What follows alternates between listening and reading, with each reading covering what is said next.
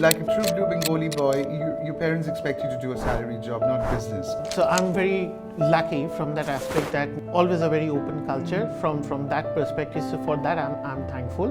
One of my grandfather, he was into business. Still remember the day when we had to sell off his factory because we couldn't run it for whatever number of reasons, and my mom was literally in tears when she stepped out of the factory gate for the last time. Tell me something, what are the ingredients? What is the temperature? What makes this wine the way I think it is? These grapes are harvested either absolutely early in the morning, like 4 or 5 o'clock. The distance between the vineyard and the winery should be very less, because the minute you pluck the grapes, it starts fermenting. It's important that it's crushed immediately. That helps it to retain its flavor, its texture. Target to replace women who drink shandy with this particular brand of wine. It's very easy drinking, it's light, it's sweet, it goes So it's a summer wine also. It is absolutely a summer wine. When considering that India is a very tropical country, especially Calcutta is extremely humid.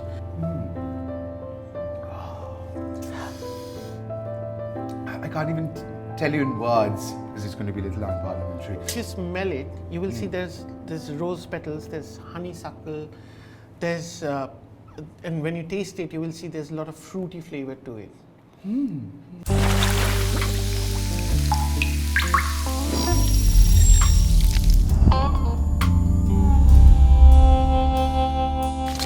In a country that's full of dichotomies, I'm talking about my country, India, what holds true are the stories and the people, and of course their lives. That binds us together. The politics of humanity rests at large. But here I am with an Indian with a difference and a twist, as they say in advertising.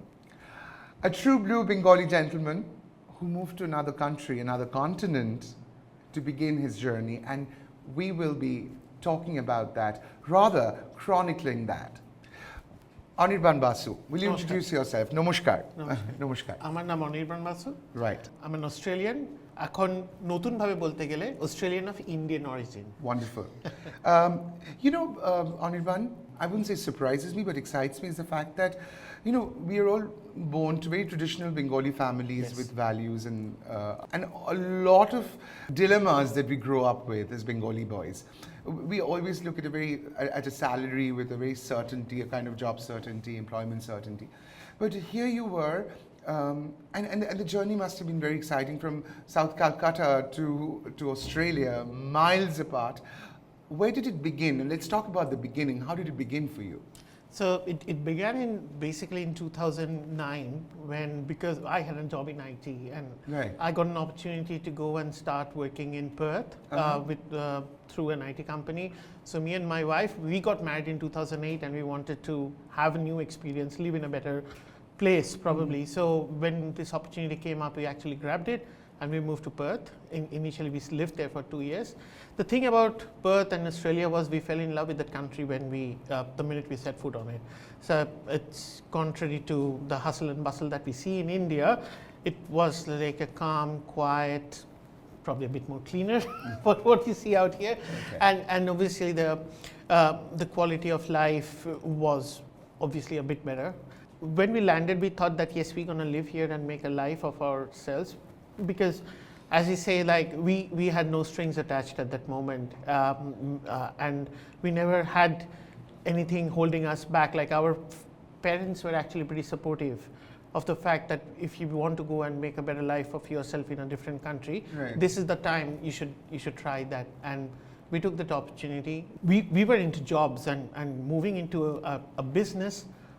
That probably we started in 2016 when this idea came up. So I was with my German friends, and as I say that Australians are very, very snobbish about wines. Almost like the French and Italians.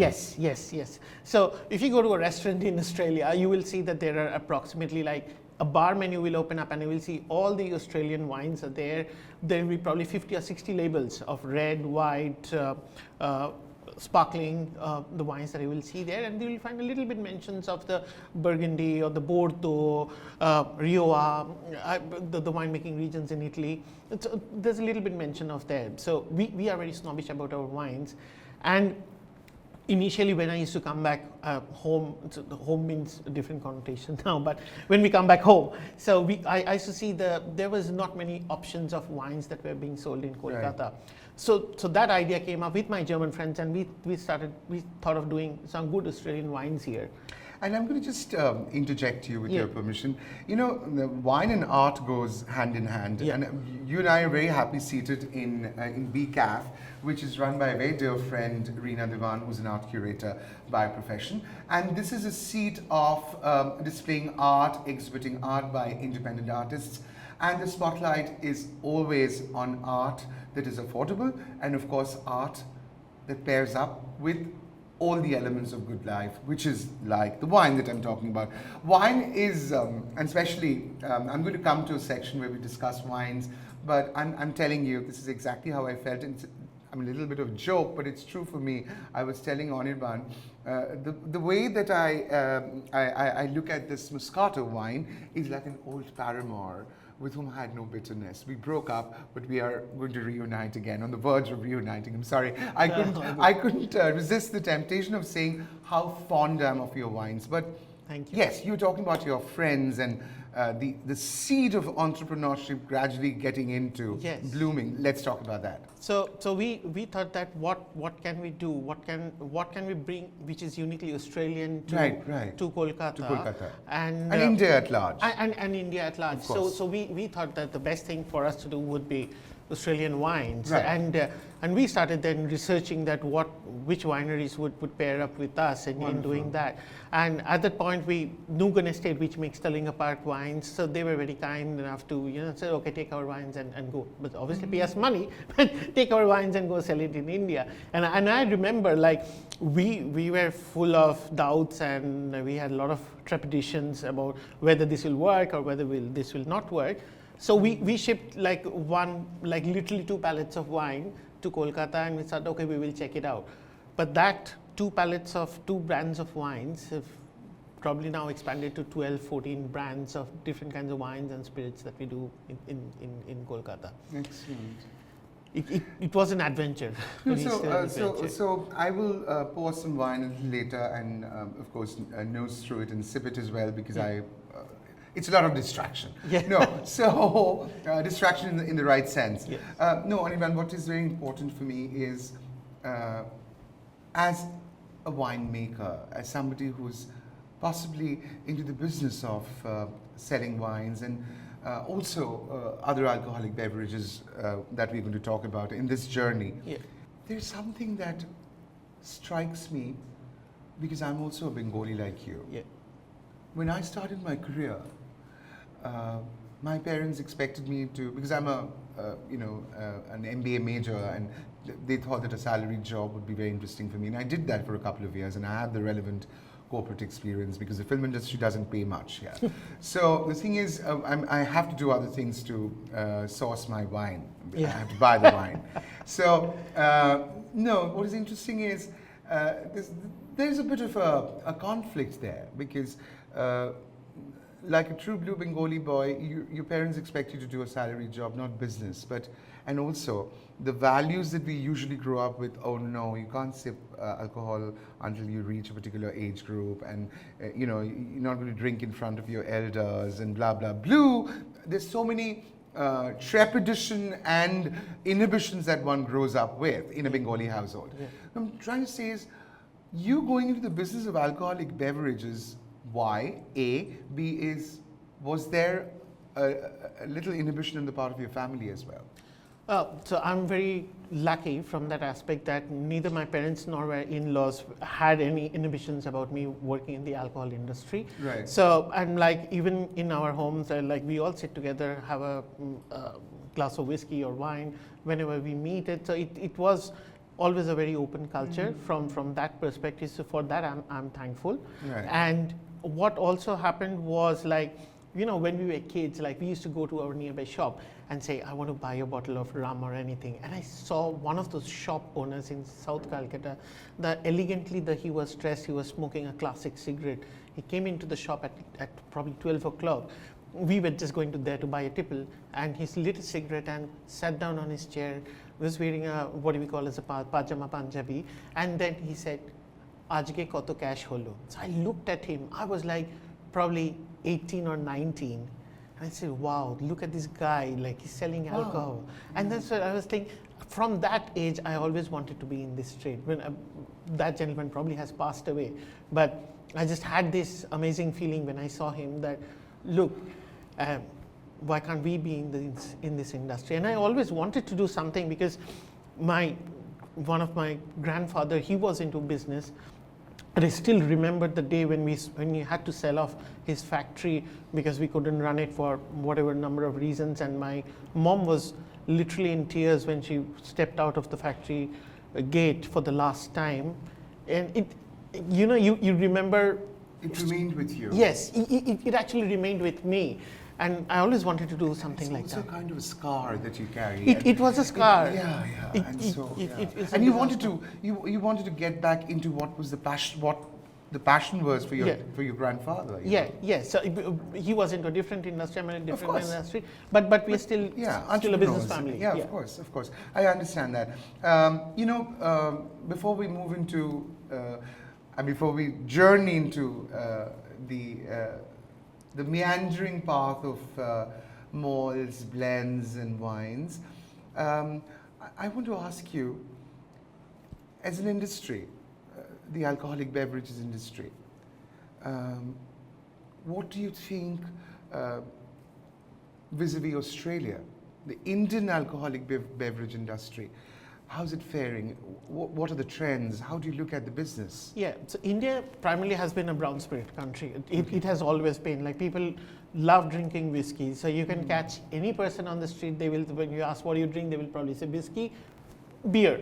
So in that, it's way different in Australia, where you will see people would drink more of beer, more of wine, and less of spirits. And the shops are also designed, the walk-in retails that we have there. You will have aisles and aisles after where different kinds of wines are kept, and in a small section it will have spirits in there. And in the cool room you will find beer. But it's wine that sells more in a Western world, and not spirits. India, on the other hand, primarily people here, they drink whiskeys. The young crowds, they drink beer. But we are seeing that there's a growing number of people who love drinking wine, especially people in the higher socioeconomic bracket. And I think there is a change where people want to drink wine because they just want to sit down and chat with their friends and not just per se get drunk. So that has changed. Lovely. So I think the perception of the industry has changed, and post globalization, corridors and floodgates have opened, and we've seen the upsurge of different brands. And here is a brand which is also trying its impact to be felt. And of course, I'm sure that we will get into the business of tasting wines, sampling wines, pairing wines, talking about the other alcoholic beverages, and let's do that. I'm not too sure, but when I say this, it comes from a very personal perspective. I met Moscato. I would say Moscato being like a human being for me. I met Moscato. I don't know what. I don't care about the gender, really, honestly.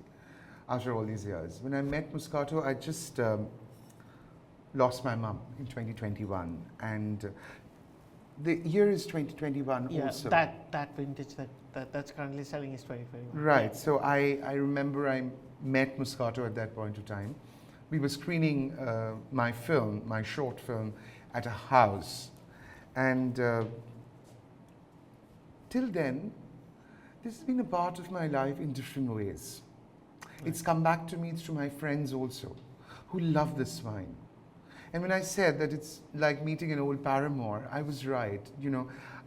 This has become a very important part of my life when I'm, having guests over, or when I want to drink a glass of wine, because I'm not much of a wine drinker. I'm ideally a whiskey person, right? Which we will discuss, of course. But this wine, the taste of this wine, and I prefer sweet wines. Yep. The taste of this wine kind of sat very well with me. What happens is, in a Bengali household, there's always a bit of mishti or sugar that we add in our food.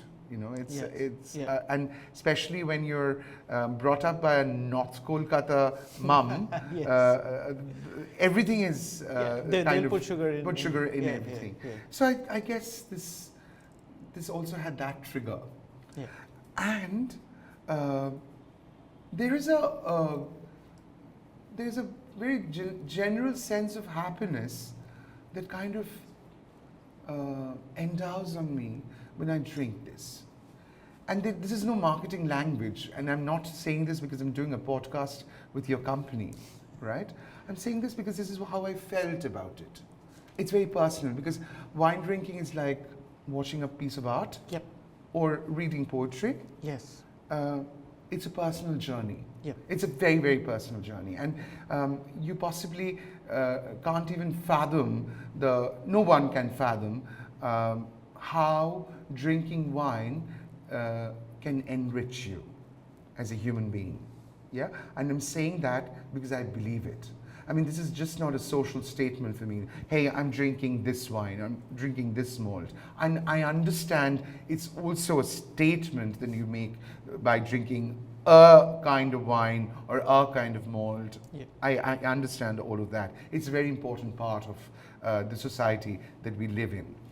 But what I'm interested in knowing is, I'm not going to pour it right now because my entire concentration is going to go into drinking and nosing the wine. Tell me something. What are the ingredients? What is the temperature?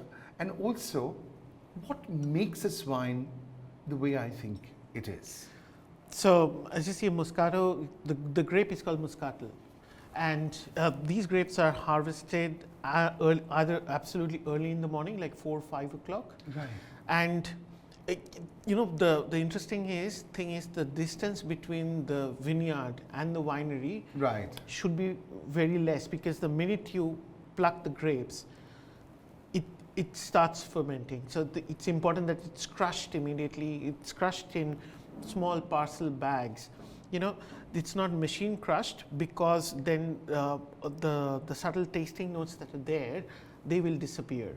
So it's crushed in the traditional way? It's not crushed in traditional way, but it's crushed in bags, not in like very big crushing machines. Right. So that helps it to retain its flavor, its texture. So if you pick the bottle up, you will see that it has got a pale green texture. Which is unlike a regular wine. It's usually very white. Yeah, and when we taste, we will talk about the tasting part of it. But the reason we did a very sweet, easy drinking wine is because it will. It was our target to replace women who drink shandy with this particular brand of wine. It's very easy drinking. It's light. It's sweet. It goes. So it's a summer wine also. It is absolutely a summer wine. When considering that India is a very tropical country, it's especially Calcutta is extremely humid, and so bringing a very complex, full-bodied wine out here and making people drink it, you will have to probably set the aircon temperature at 12 degrees Celsius. But whereas if people are drinking a Moscato, it's very light, it's easy drinking, and as you said, it's sweet. So it just cleanses your palate as a pre-dinner tipple if you want to have it.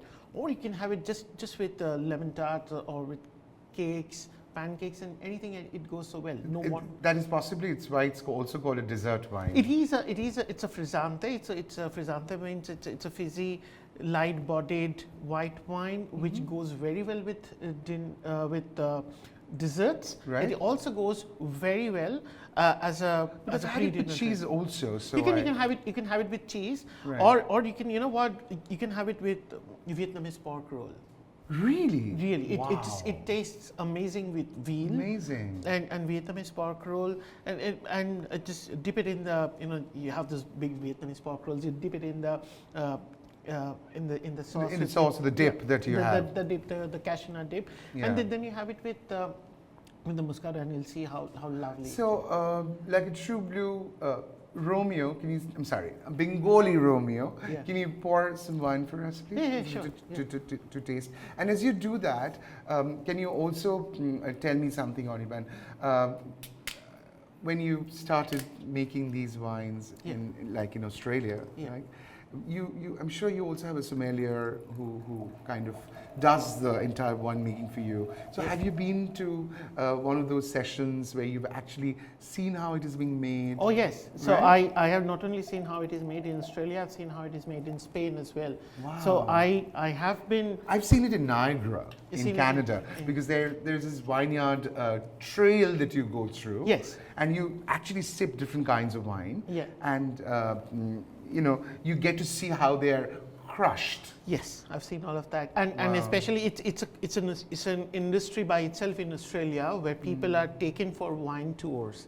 It happens in all the major winemaking regions in Australia. Like for example, this wine comes from a place called Riverina, which is in New South Wales, which is very close to Sydney, and this wine is made there. Plus, we have amazing winemaking regions in Tasmania, in Western Australia, in Victoria, and those wines. Some of them come to India. Some mostly are exported to USA, UK. These are very big markets. China is a very big market. Is China a very big market? Chinese people, they love Australian wines. Like every... in Thailand also, I've seen a lot of men and women drinking wines rather than just beer and whiskey. In fact, I've seen very less people drinking whiskey in Thailand. I've seen most of them drinking either beer or wines, which is amazing. And Thai people, they also like light-bodied wine because Thailand is very hot. It's very hot. So a complex wine like a Shiraz takes... Even you will be only able to drink it in winter when the temperature is more bearable.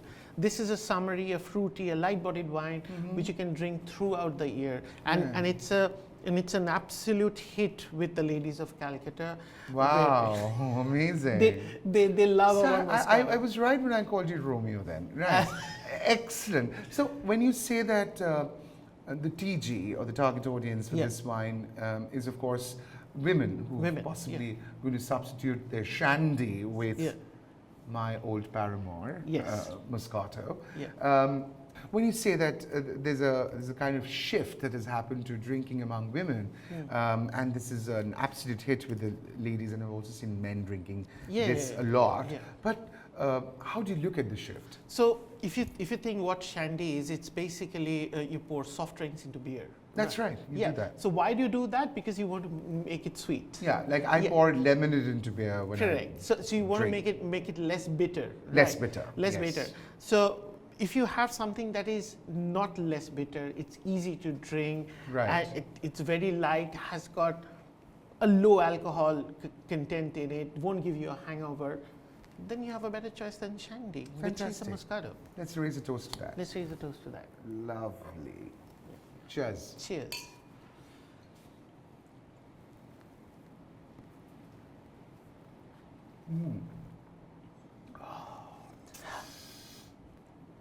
I can't even tell you in words, because it's going to be a little unparliamentary, what it does to me. So forget about that.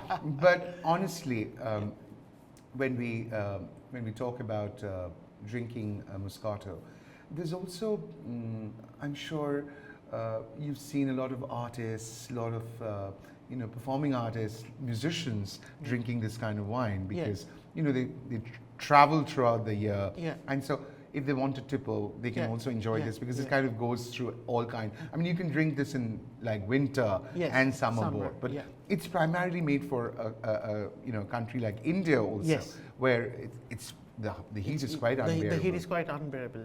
So if you smell it, you will see there's rose petals, there's honeysuckle, there's and when you taste it, you will see there's a lot of fruity flavor to it.